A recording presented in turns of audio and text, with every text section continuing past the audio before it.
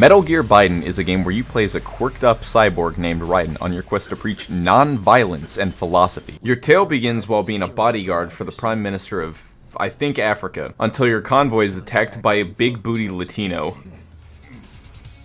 What is happening? Someone's blocking the lead vehicle.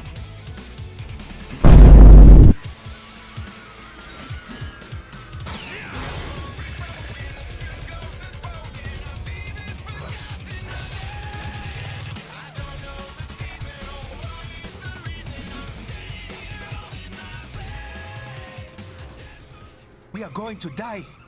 You decide to say fuck that shit and attempt to hightail it out of there, ignoring all safety laws or small children that may be in your path.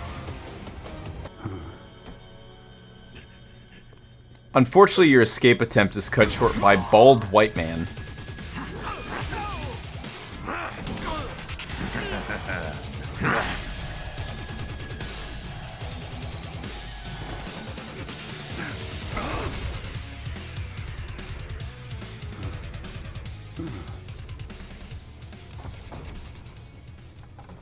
What do you want with the Prime Minister? I want him dead. He explains that during peacetime, he stacks no paper and gets no bitches and needs to commit terrorism. This is where you get to fight the tutorial boss. This is meant to be a learning experience. This is to teach you the game. Stop that plane!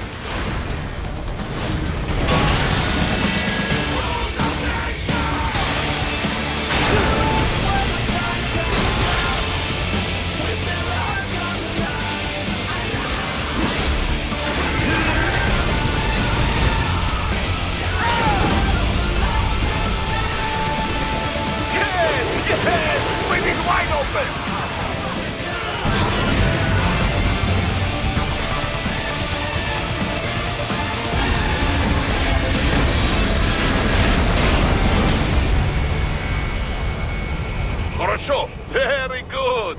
But do not rest easy just yet, huh? With the boss out of the way, it's time to get back to doing your job. You find Sundowner, who's having a mental breakdown, then you proceed while pretending the game's still working. Ray ain't no bitch and isn't done with you.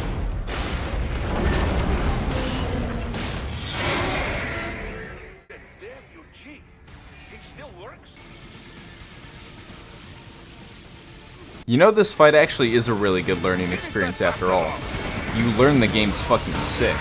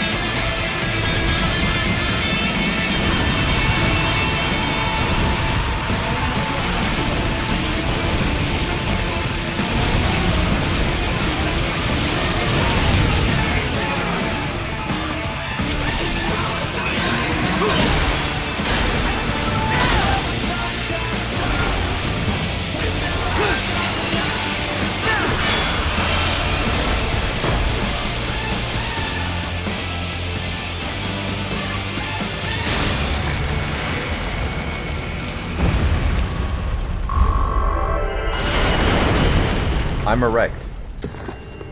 You catch up with Sundowner, who's doing that, and you manage to chase him onto a train. Once you get on the train, there's a lot of exposition, but it essentially boils down to this. Prime Minister!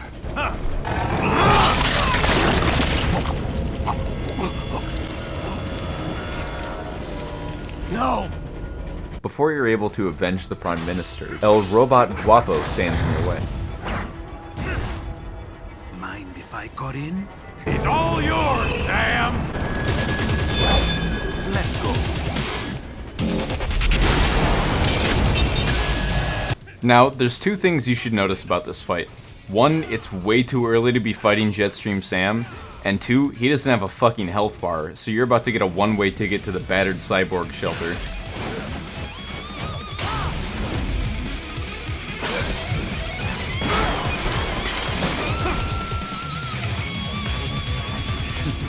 Your technique lacks something.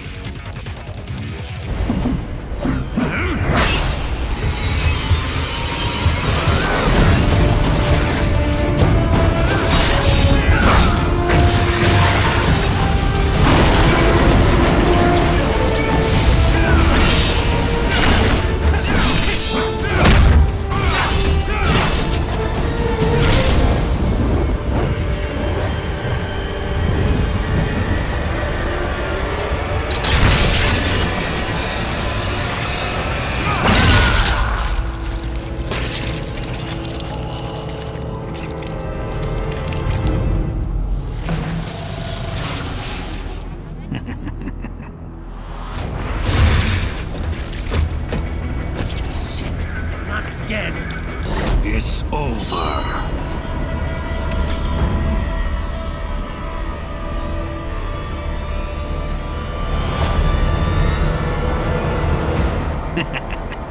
Lucky devil.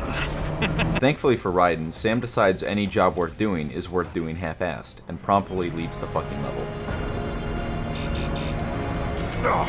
We begin level 2 with finding out Raiden has some new assets, and going to a small island nation that's currently in the middle of a terrorist coup. The terrorists also happen to be none other than your good old friends from Africa. It's on this mission you get introduced to the game mechanic where you suck the soul, the health out of your enemies. During this level, the game attempts to make me use stealth by using actual hostages. Fortunately, I'm a red-blooded American and will not negotiate with terrorists. I think we're all about ready for the second boss.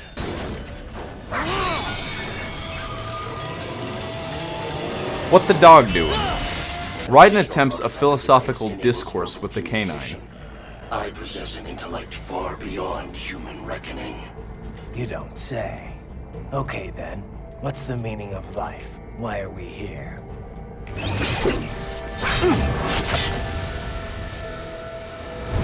I am here to kill you. I'm really not the biggest fan of this fight, or any fight where half the objective is keeping the boss on the fucking screen. Raiden takes a page out of PETA's book and puts the dog down. Ethically, of course.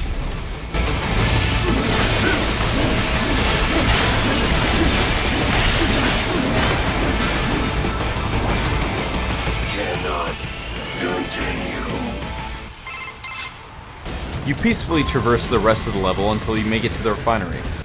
Upon reaching the refinery, Raiden is genuinely shook to the bone upon seeing a woman.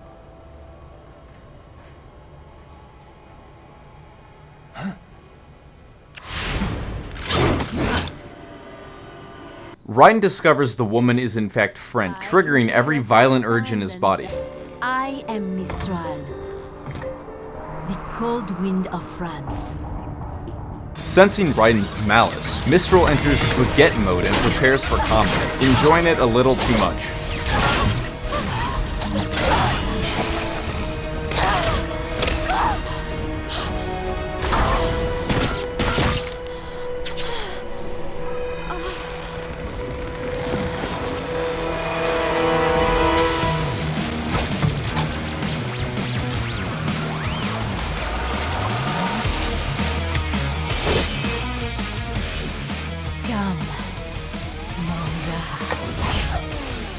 This is a fantastic boss fight, and it ends with a French person dying, so it's a 10 from me.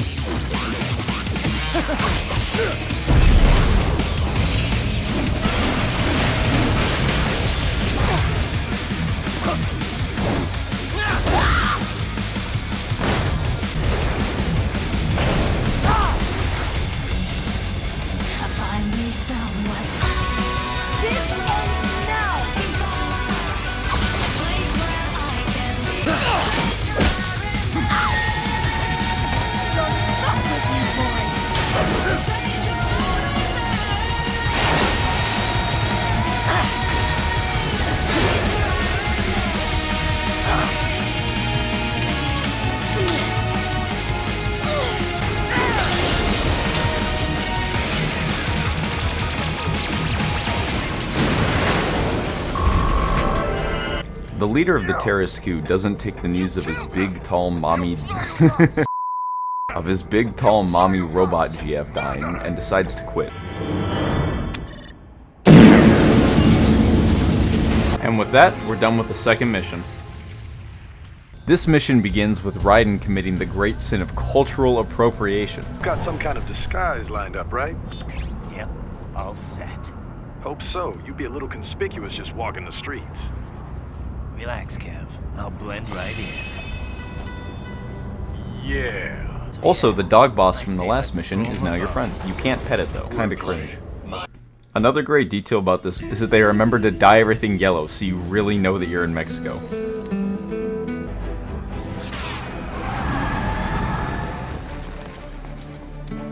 Adios, amigos. ¿Viste? Qué raro, ¿eh? Hay que hacer que no lo vimos. Vámonos ya. While in the sewer system, you're warned about what the locals call black crocodiles, which has gotta be a typo.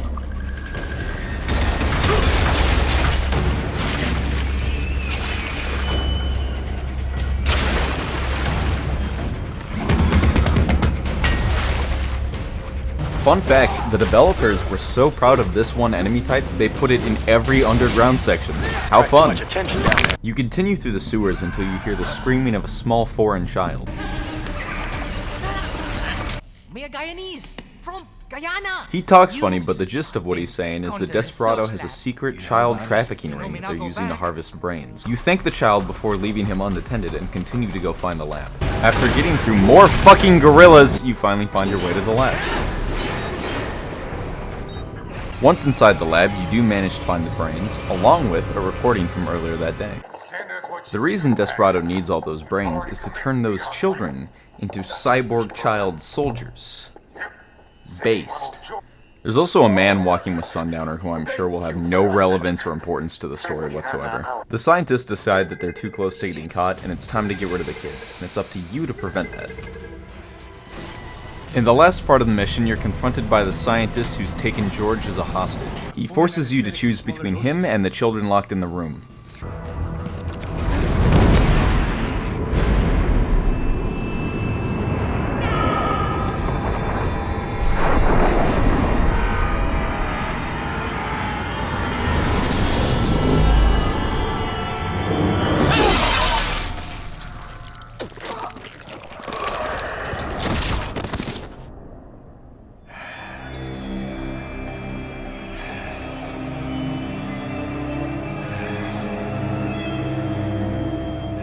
It does not show Raiden saving the kids, because I don't think he did. Saving George was the end of the mission. It doesn't get elaborated on. That's it. I think they're just fucking dead. In our next mission, we're starting off in the most peaceful city in America, Detroit.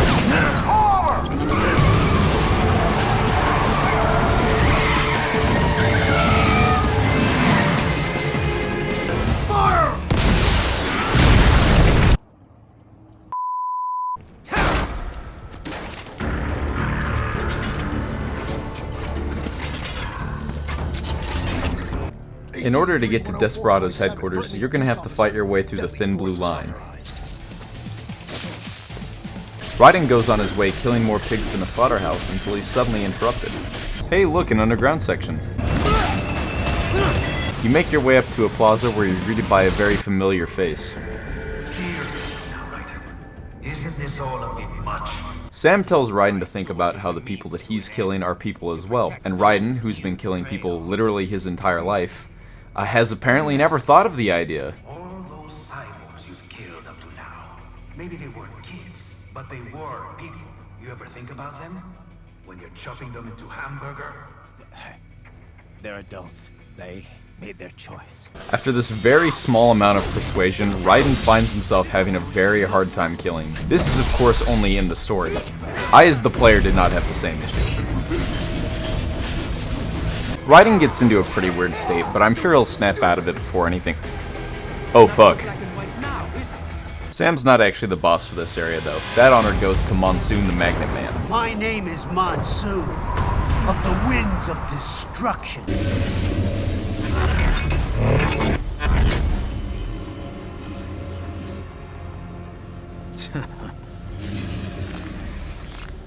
There's a weird scene here where they keep talking about how Raiden is the asshole for killing people, which is very overshadowed by how many times they unironically say, Memes.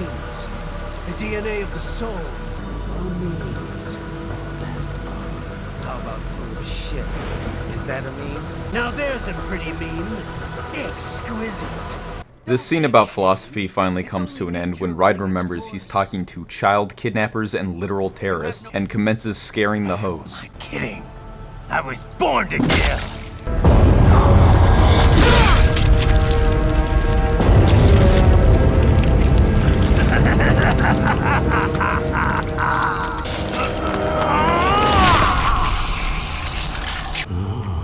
I think it's time for Jack to let her rip. This is my favorite fight.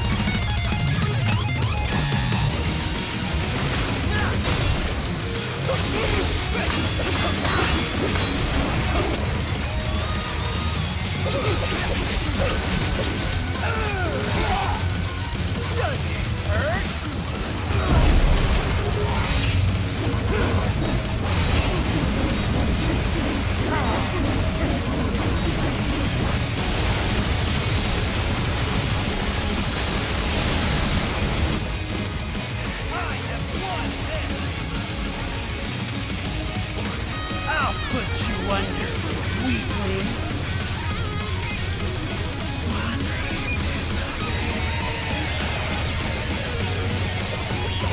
Now what will you do, Jack Ripper?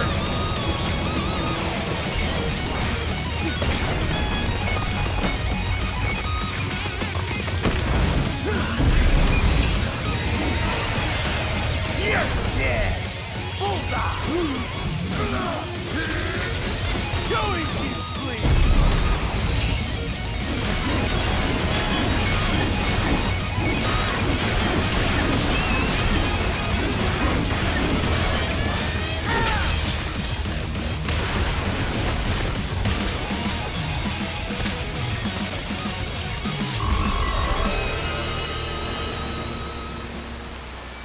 It's an amazing fight, but it leaves me with one throbbing question.